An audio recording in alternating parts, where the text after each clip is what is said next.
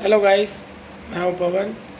मैं आपको बताने वाला हूं आज क्वालिटी क्यूसी के लिए इंटरव्यू के लिए आप कहीं भी जाते हो तो सबसे पहले क्वालिटी मैनेजर जो भी आपका एक्सपीरियंस मतलब quality QA as a QA senior QA quality manager जो भी आपका इंटरव्यू लेता है उसके बारे में मैं आपको आज बताने वाला हूँ। तो एज अ क्यूए तो मैं हूँ सीनियर क्यूए में, क्वालिटी क्यूए में अभी साई एक्सपोर्ट में काम किया हूँ, पैनोरमा एक्सपोर्ट में किया हूँ, ओरिएंट फैशन में काम किया है मैंने क्वालिटी एश्योरेंस क्यूए में। तो मैं आपको सिर्फ ये बताने वाला हूँ कि क्यूए के लिए आपको क्वालिटी क्यूसी के लिए ट्रेनिंग में जो आपको इंटरव्यू के लिए पूछा जाता है, सपोज़ ट्रेनिंग या इंटरव्यू के लिए कोई भी आपसे क्वेश्चन करता है, आप सेलेक्ट कैसे होगे? आप सेलेक्ट होते हो आप अपने एक्सपीरियंस पे। तो आपसे जो भी कोई बंदा क्वालिटी क्यूसी के लिए ट्रेनिंग मतलब सपोज़ लाइन क्यूसी के लिए आपको रिक्वायरमेंट है, आप इंटरव्यू के लिए जाते हो तो आपसे क्या पूछता है? सबसे पहले आपसे पूछा जाए, सपोज़ मैं ही पूछता हूँ एज ए क्यूए, तो मैं पूछता हूँ कि आप लाइन सेटिंग करने के लिए आप क्या चाहिए, आपको सबसे पहले क्या चाहिए आप? तो आपको बोलना है कि हमें सबसे पहले फ़ाइल चाहिए जो वायर के पास से आती है, जिसमें हमारे ऑर्डर के according construction accessory TRIMS thread and level man level wash care जो भी एक्सेसरीज होती हैं गारमेंट में जो यूज़ होती हैं वो उस फाइल से हमें मैच करनी होती है। और दूसरा होता है हमें पीपी सैंपल जो वायर के पास हमारा एक होता है अप्रूव, जिसे हम पीपी अप्रूव सैंपल कहते हैं, जिस पे साइन अप होता है वायर का। सॉरी गाइस, थोड़ा सा मेरा गला बैठा हुआ है। तो मैं यही कहूँगा कि वायर के पास जो अप्रूव सैंपल होता है और उसके अकॉर्डिंग हमें लाइन सेट करानी होती है, क्योंकि एक सैंपल जो होता है हमारा वायर के पास होता है और एक सैंपल हमारा तो एक सैंपल हमारा वायर के पास होता है और एक होता है हमारे पास, जिसके अकॉर्डिंग हमें लाइन सेट करनी होती है। स्टिचिंग मशीन पे हमारी लोडिंग से लेके आउटपुट तक फाइनल स्टेशन फाइनल चेकर होता है, इनिशियल चेकर से लेके फाइनल चेकर तक आउटपुट कैसे आता है। तो मैं आपको यही बताने वाला था। तो आपको कोई इंटरव्यू में पूछता है लाइन सेट कैसे करते हैं, तो आपको बोलना है कि हमें लाइन सेट करने के लिए सैंपल चाहिए, सैंपल के बाद हमें पीपी सैंपल चाहिए जो अप्रूव्ड होता है वायर के पास से आता है।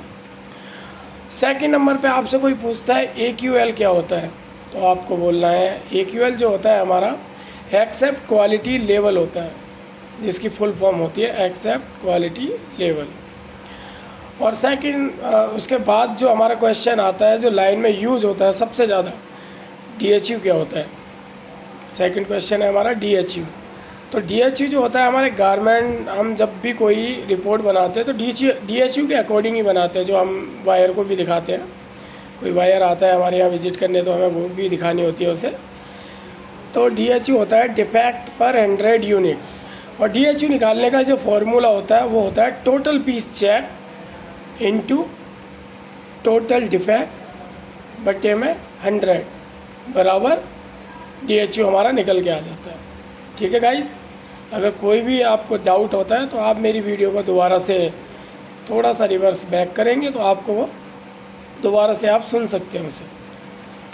अब मैं आपसे पूछता हूँ, सपोज़ कि मैं इंटरव्यू में मैंने एज ए क्यूए के अकॉर्डिंग ही आपसे पूछता हूँ कि 1 इंची में कितने सेंटीमीटर्स होते हैं। तो आपको बोलना है, अगर आप गूगल पे भी चेक कर सकते हो।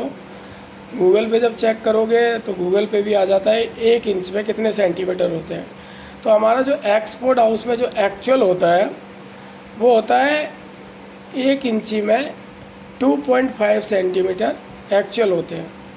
और अगर आपसे कोई पूछता है कि ठीक है ये आपने बता दिया, उसके बाद हमारा तीसरा क्वेश्चन ये है कि आप 1 मीटर में बताइए हमें कितने सेंटीमीटर्स होते हैं। तो 1 मीटर्स में जो होते हैं हमारे 100 सेंटीमीटर्स होते हैं। 100 सेंटीमीटर्स होते हैं। उसके बाद आपसे मैं ही पूछता हूँ कि आप लाइन सेट करते हो तो कटिंग जैसे हमारी लोड होती है तो सबसे पहले आपसे उसमें आप क्या करोगे, आपका क्या रोल है, QC हो आप। तो आपका रोल जो होता है कटिंग, जब कटिंग से होके आती है तो आपको जो QC होता है, QC का रोल होता है कटिंग को पहले चेक करेगा, पैटर्न से चेक करेगा, जो कैड पैटर्न होता है, कैड मार्कर होता है, उससे हम कटिंग को चेक करते हैं।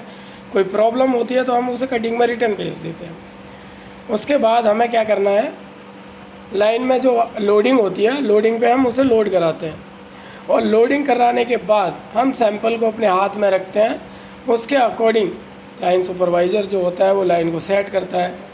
सेट करते करते एक एक ऑपरेशन के अकॉर्डिंग वो उसे फाइनल स्टेज तक ले जाता है।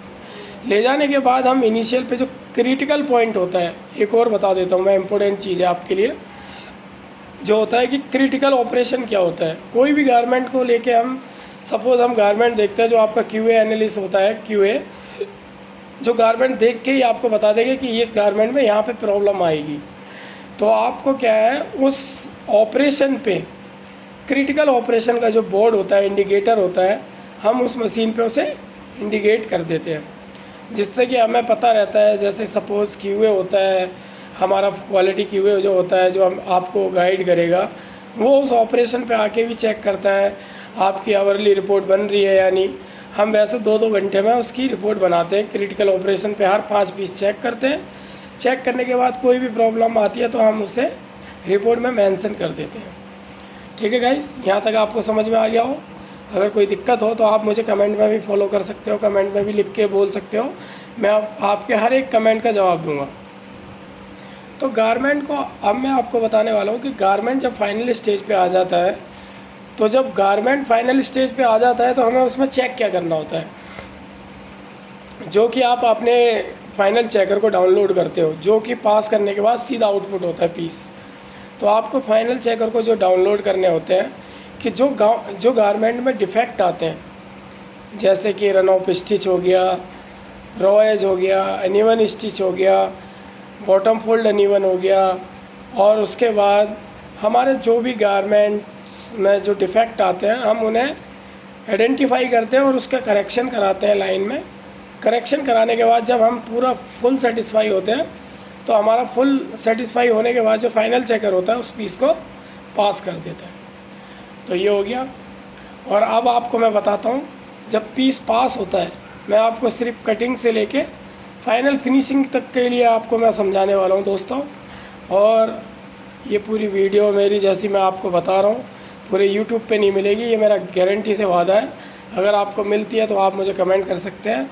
मैं 100% गारंटी लेता हूँ कि आपको यूट्यूब पे मिलेगी ही नहीं ऐसी वीडियो। और मैं आपको एक एक चीज़, मेरी 99 वीडियो होने वाली हैं जिसमें मैं आपको एक से इनिशियल से लेके फाइनल क्यूसी से लेके क्यूए तक की ट्रेनिंग दूंगा, जिसमें कि आपको कहीं पे भी आप इंटरव्यू के लिए जाते हो तो 1 शॉट में सिलेक्शन होगा। मेरा दोस्तों वादा है आपसे। अगर कोई भी दिक्कत आती है तो आप मुझे कमेंट कर सकते हैं। अगर मेरी वीडियो में कोई दिक्कत आए तो आप भी मुझे उसके लिए कमेंट कर सकते हैं, मैं आपको उसके लिए भी सजेशन दूंगा कोई दिक्कत होती है तो। ठीक है गाइस, सपोज़ मैं आपको एक चीज़ और बताता हूँ कि कोई भी आपसे पूछता है कि टॉप स्टिचिंग 5 डिफेक्ट इंटरव्यू में जैसे पूछा जाता है, तो आपको क्या बताना है। सपोज़ कोई भी गारमेंट बनता है तो हमारी एक लब की सिलाई होती है कि एक पैर की होती है, तो हम एक को बोलते हैं लब की सिलाई को एज स्टिच और दूसरी को बोलते हैं टॉप स्टिच, पैर की सिलाई को। तो आपको क्या होता है, इंटरव्यू में ये चीज़ें पता होनी चाहिए, जिससे कि क्वालिटी मैनेजर या क्यूए, सीनियर क्यूए आपका सिलेक्शन करेंगे क्यूसी के लिए। तो आपको ये चीज़ें बहुत इंपॉर्टेंट है जो पता होनी चाहिए। और तीसरी चीज़ मैं आपको बताता हूँ, टॉप 5 गारमेंट में डिफेक्ट। तो आपको क्या बताना है, सपोज़ गारमेंट में रन ऑफ स्टिच एक डिफेक्ट है। कोई भी लब की सिलाई चलते चलते अगर उतर जाती है तो उसे रन ऑफ स्टिच बोलते हैं। और ब्रोकन स्टिच जो होती है, कोई भी सिलाई हम अगर लगाते हैं और हमारे स्ट्रेच करने पे टूट जाती है या चटक जाती है तो हम उसे ब्रोकन स्टिच बोलते हैं। और अनइवन स्टिच जो होता है वो होती है, जैसे कोई भी सिलाई हमने लगाई, जैसे सपोज़ लब की या पैर की सिलाई लगाते हैं तो वो टेढ़ी मेढ़ी हो जाती है, जो विजुअल में हमें अनइवन लगती है, तो हम उसे बोलते हैं अनइवन स्टिच। और चौथे नंबर पे जो हमारा डिफेक्ट आता है, सपोज़ बॉटम फोल्ड हो रहा है, तो बॉटम फोल्ड में हमारा सबसे ज़्यादा प्रॉब्लम क्या आती है, रन ऑफ स्टिच आती है, रॉयज़ आता है, रॉयज़ विजुअल होता है, जिससे कि रन ऑफ स्टिच भी आती है। बॉटम फोल्ड में हमारी 3 से 4 प्रॉब्लम आती है। और एक और प्रॉब्लम आती है जो गारमेंट में, उसे हम बोलते हैं फ्रे यान।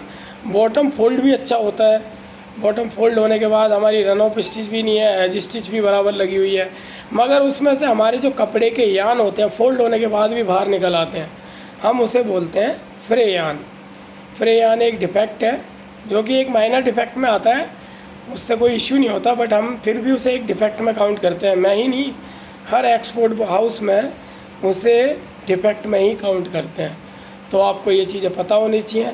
मैंने आपको 4 डिफेक्ट बताए, 5वां डिफेक्ट मैं आपको और बताता हूँ कि जैसे पॉकेट लग रही है किसी गारमेंट में, सपोज़ एक पॉकेट है या 2 पॉकेट लगती हैं, 2 पॉकेट लगती हैं तो दोनों पॉकेट हमारी सिमेट्रिकल होनी चाहिए, जो कि एक अप एंड डाउन होती है, तो उसे बोलते हैं हम up and down. Up and down pocket indicate करते हैं हमें एक डिफेक्ट। हमारे पास एक अल्ट्रेशन स्टिकर होता है जिससे हम लगा के कहते हैं ये एक ऊपर जा रहा है एरो, एक नीचे जा रहा है, तो अप एंड डाउन आइडेंटिफाई करते हैं। और तीसरे नंबर और मैं आपको एक चीज़ बताता हूँ तीसरे नंबर पे, जैसे कि मैं बोल रहा था दोस्तों, आप कोई भी 5 पीस फर्स्ट आउटपुट की, वैसे तो 10 पीस की एक रिपोर्ट बनती है जिसे हम बोलते हैं pilot reports. Pilot report 10 piece की होती है, फर्स्ट आउटपुट की होती है। हमें कोई भी प्रॉब्लम आती है उसके बाद हम उन 10 पीस का मेज़रमेंट करते हैं और उसकी कंस्ट्रक्शन चेक करते हैं, सैंपल से मैच करते हैं। मैच करने के बाद हम उससे अपना जो क्यूए होता है, सीनियर क्यूए होता है, उससे ऑडिट कराते हैं। ऑडिट कराने के बाद हम 5 पीस जो होते हैं उन्हें मेज़र करते हैं, हाउ टू मेज़रमेंट करने के बाद हम उन गारमेंट्स का मेज़रमेंट शीट में मेज़रमेंट को इंडिकेट करते हैं, मेज़रमेंट शीट में भरते हैं। सपोज़ भरने के बाद हम एक उसकी रिपोर्ट बनाते हैं, वॉशिंग रिपोर्ट, जिससे हमें ये क्लियर होता है कि हमारा गारमेंट हम जो बना रहे हैं, बनाने के बाद वो सही है या नहीं, फिनिशिंग में जाने के बाद क्या प्रॉब्लम आएगी। सपोज़ मेजरमेंट फॉल्ट भी आ जाता है, मेजरमेंट फॉल्ट आता है तो हमें उसी टाइम पता चल जाता है, जो गारमेंट हम फर्स्ट आउटपुट के 10 पायलट रिपोर्ट्स जो बनाते हैं और जो वॉशिंग रिपोर्ट हम बनाते हैं 5 पीस की, उसमें हमें ये भी पता चल जाता है कि इस गारमेंट में फिनिशिंग में क्या प्रॉब्लम आएगी। सपोज़ अगर श्रिंकेज वगैरह ऐड होती है, कि अगर मान लो हमारा मेजरमेंट लेंथ है हमारी 25 सेंटीमीटर, सपोज़ एग्जाम्पल, मैं सिर्फ आपको एक एग्जांपल दे रहा हूँ, मेजरमेंट पे डिपेंड करता है कि क्या लेंथ है और क्या विड्थ है, क्या स्लीव लेंथ है, क्या नेक विड्थ है, क्या बॉटम विड्थ है। ठीक है गाइस, तो हम उसे इंडिकेट करते हैं। अगर वो वॉश करने के बाद गारमेंट 2 सेंटीमीटर या 4 सेंटीमीटर श्रिंक हो जाता है लेंथ वाइज, तो हम उसे अमेंडमेंट डलवा के करेक्शन करा सकते हैं, जिससे कि गारमेंट हमारा ख़राब ना हो, आउटपुट हमारा एकदम परफेक्ट हो, फिनिशिंग में जाने के बाद हमें कोई प्रॉब्लम ना आए, और जिससे कि हमारे गारमेंट का 1 शॉट गारमेंट फिनिशिंग में पैक हो जाना चाहिए, जिससे कि हमें क्यूसी को फुल सेटिस्फाई होना चाहिए। गारमेंट्स की रिपोर्ट बनाना, गारमेंट्स का मतलब फुल फिजिकल करना, और उसके मेजरमेंट्स वगैरह, विड्थ, चेस्ट, लेंथ अगर आपकी परफेक्ट आती है तो आप उसे गो हेड कर सकते हैं। सपोज़ आपके डिस्पैच करने के बाद वो पीस काज बटन में जाएगा, काज बटन होने के बाद वो गारमेंट वॉशिंग में जाता है, वॉशिंग वाले उसे वॉशिंग रेसिपी चेक करते हैं। वॉशिंग रेसिपी वायर मर्चेंट की तरफ से आती है वायर के थ्रू। वॉशिंग रेसिपी के अकॉर्डिंग गारमेंट, वॉशिंग रेसिपी सबसे पहले मैं आपको बता दूं कि वॉशिंग रेसिपी क्या होती है। वॉशिंग रेसिपी होती है कि हमें किसी भी गारमेंट्स में कितने % सॉफ्टनर डालना है, हाइड्रो डालना है, जो भी है, मतलब सॉफ्टनर करना है, सॉफ्ट करना है, और गारमेंट की हैंड फील क्या है, तो वो सब कुछ वॉशिंग रेसिपी में लिखा हुआ होता है। कितने टेम्परेचर पे हमें वॉश करना है, कितना केमिकल डालना है, कौन सा केमिकल डालना है, ये सब हमारा होता है वॉशिंग रेसिपी रिपोर्ट के अंदर। और उसके बाद जब हम गारमेंट को वॉशिंग के बाद, जब वॉशिंग रेसिपी ओके हो जाती है, तो वो फिनिशिंग में लोड होता है।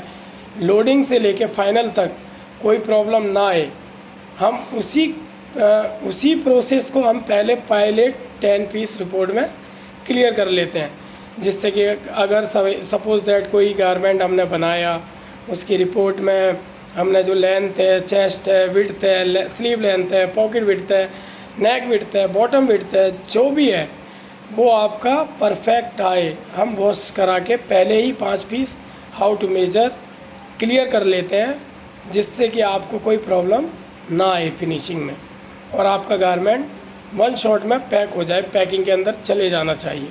तो यही होता है एक बेस्ट क्यूसी का परफॉर्मेंस। और कोई प्रॉब्लम नहीं आती है तो आप एक बेस्ट क्यूसी हो। आप कहीं पे भी इंटरव्यू में जाते हो तो आप वन शॉट सेलेक्ट होगे, ये मेरा वादा है। अगर आपको कोई भी प्रॉब्लम या कोई भी डिफेक्ट किसी भी चीज़ के बारे में जानना है तो आप मुझे कमेंट कर सकते हो, फॉलो कर सकते हो। ये मेरा चैनल है 3 स्टार ब्लॉग के नाम से, 3 स्टार ब्लॉग्स पवन।